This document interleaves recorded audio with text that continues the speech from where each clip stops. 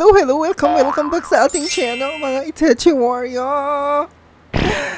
In today's video, wait lang, masyado akong malapit. Ilayo nyo ako, ilayo nyo ako sa kapahamak.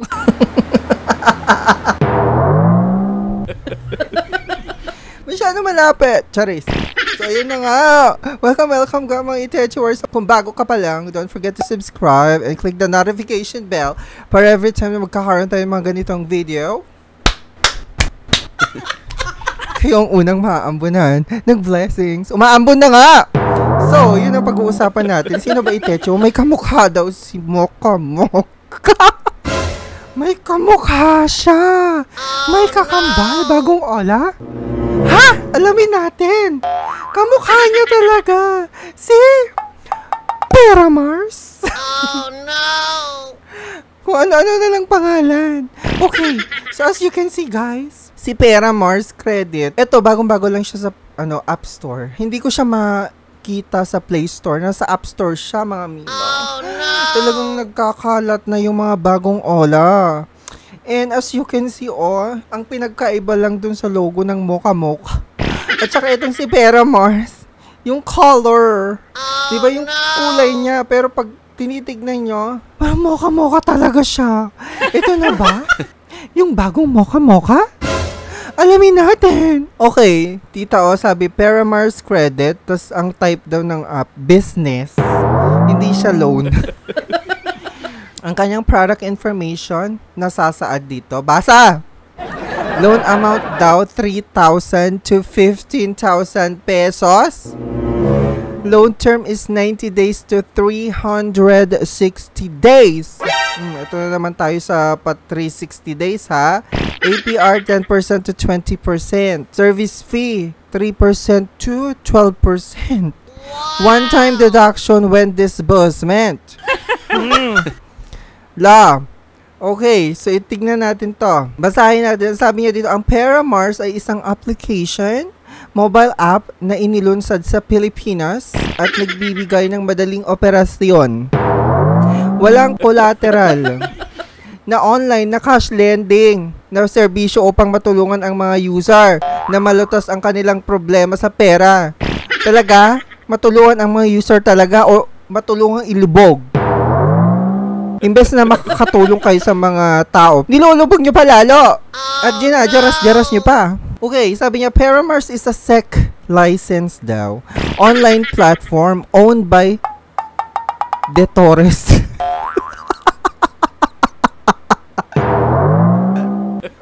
De Torres Creditors Lending Corp? Ha? Pag-check ko tita sa listahan ng online lending platform sa SEC website, wala siya doon. Imbento lang to tita. Tapos may registration daw sila, tapos may certificate of authority. Hindi ko nakita.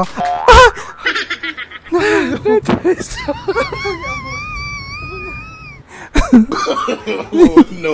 Binagsak yung cellphone. Nangyari. Ayan, pwede pa. Buhay pa. Okay. Tapos yung company address daw, totoo ba ito? Number 58, Upper Banlat? Banlat? May ganon? Banlat, Tandang Sora, Quezon City.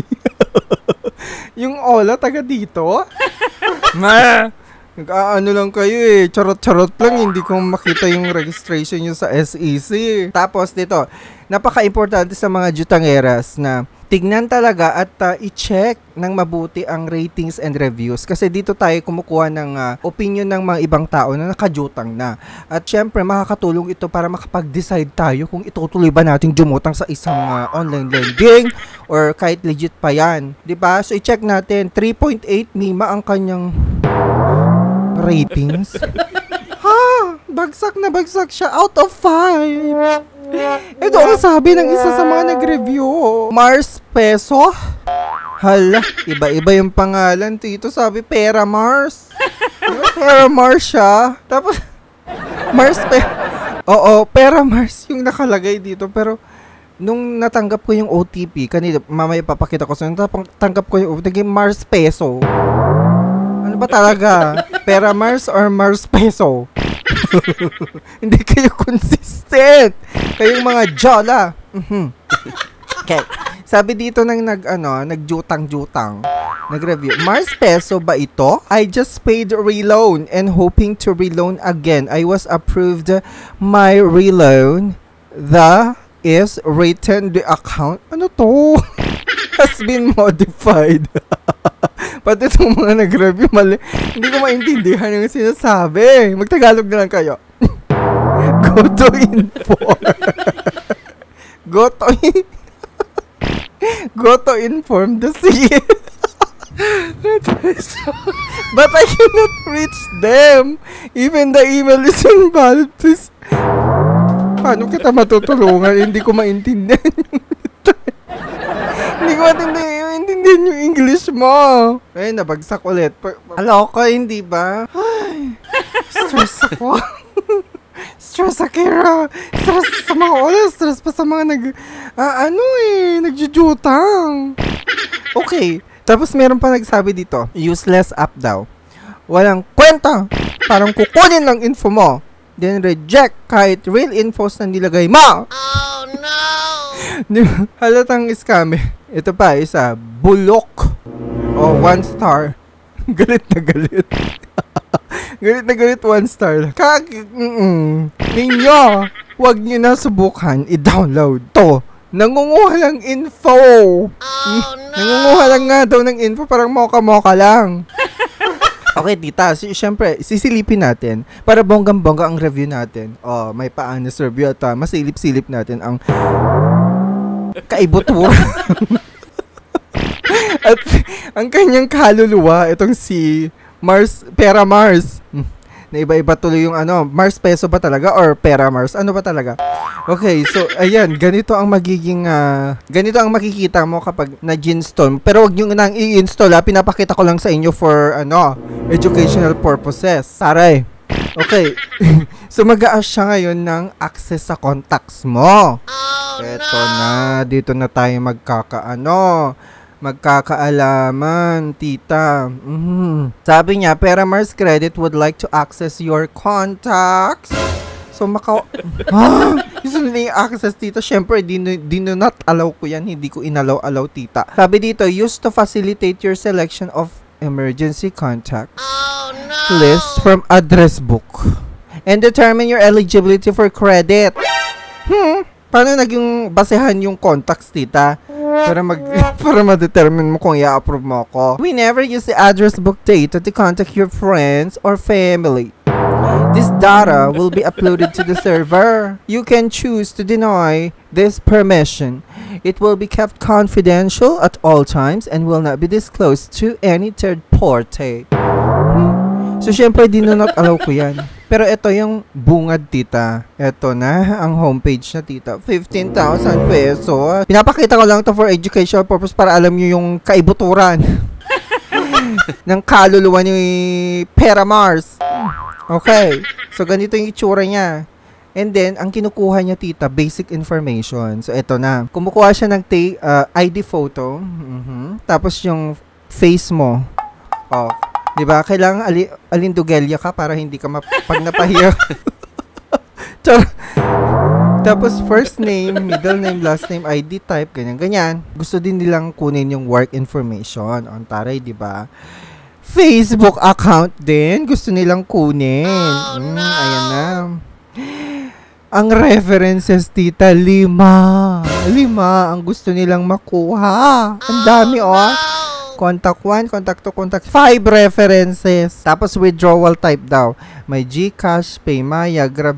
Pero pansinin nyo, tignan nyo tong logo logo ng mga e-wallet. Iba yung logo, tita.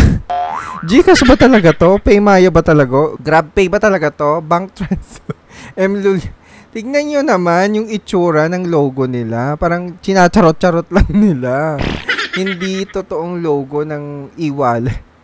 So, paano ka makakasiguro na mapupunta talaga doon yung perang jujutangin mo, di ba? So, after nun, tita, ang bilis nga, ni-next ko agad. Tapos, may pa-count daw, evaluating daw, Mima. 60 seconds lang daw ang evaluation. Ang bilis. Please do not leave the page. Submit the order as soon as the quota Ay, yung term nila, quota. Evaluation results are available. After 60 seconds. Ha! Denied! Rejected.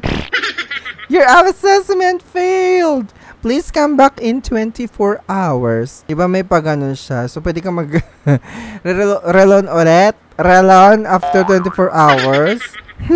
Charot-charot lang nila to.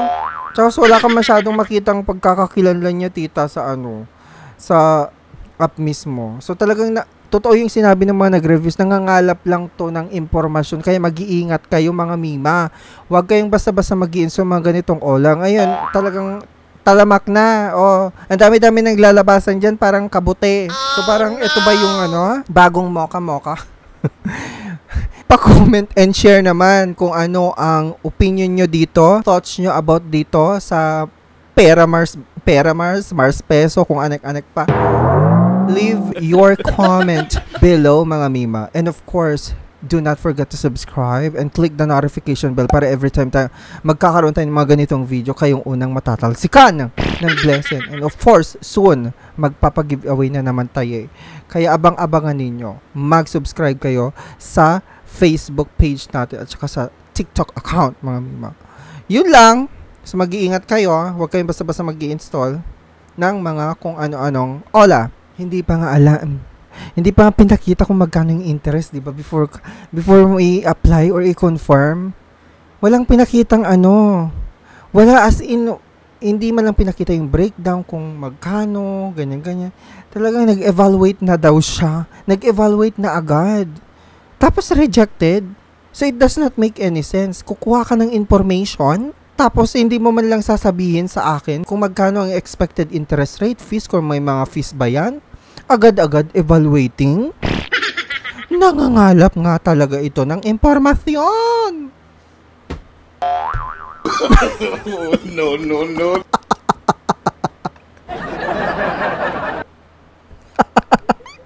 Hindi ko na maabot.